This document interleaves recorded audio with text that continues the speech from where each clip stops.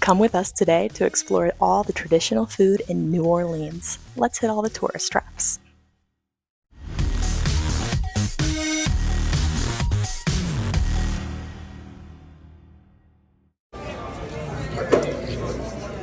Oh, I like that. Today we're starting the traditional food tour here at the Parkway Cafe, where we're getting the famous po' boy sandwich that's been around for generations. This sandwich has a long history from first being invented for streetcar workers that were going on strike. Streetcar workers were able to show their credentials to get this sandwich for free. However, it became so famous that it spread far and wide that every class started wanting this sandwich and eating it everywhere.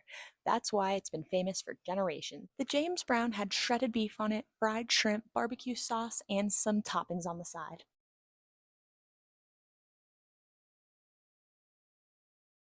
You can see the line was insane, but there's actually a secret counter you can also order drinks and food at for a shorter wait. I'm glad to have stopped at Parkway and checked the po' boy off my list of traditional stops in New Orleans, but stay tuned for later in this video and I'm going to show you an even more delicious traditional New Orleans sandwich. Next, I'm taking you to Drago's, which had the best charbroiled oysters that I've ever had. These are the most delicious charbroiled oysters, and you have to try these if you're in New Orleans. This place is rated the #1 spot to get charbroiled oysters, and you must try Drago's. Whatever dressing on top is absolutely magic. It's got Parmesan cheese and breadcrumbs in it, I'm pretty sure, and I could not stop eating it. You're gonna have to scoop all of the filling and that oyster out of the shell.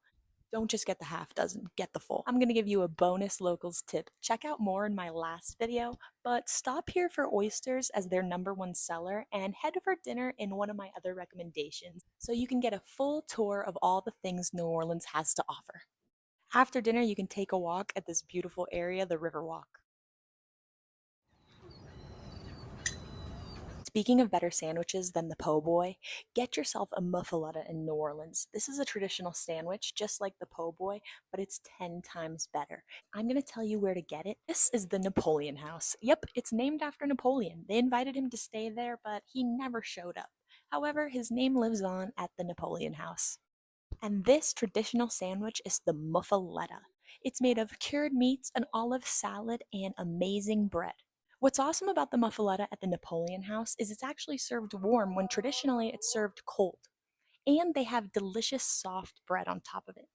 This is a very historic place right in the center of town, and you have to try this delicious muffaletta sandwich. Check out my last video to see a local's recommendation for a sandwich to get.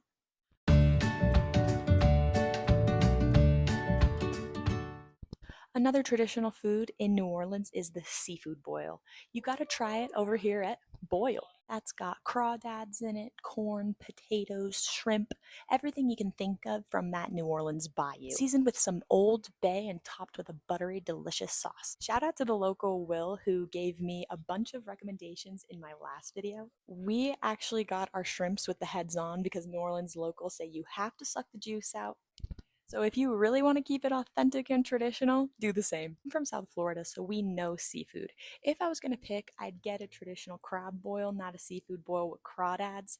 I'm going to go for the king crab and the snow crab for sure. If you're trying to knock off all the traditional places, you gotta try boil and you gotta try a seafood boil. That's a classic New Orleans dish. For me, I'm gonna wait till I get to Florida.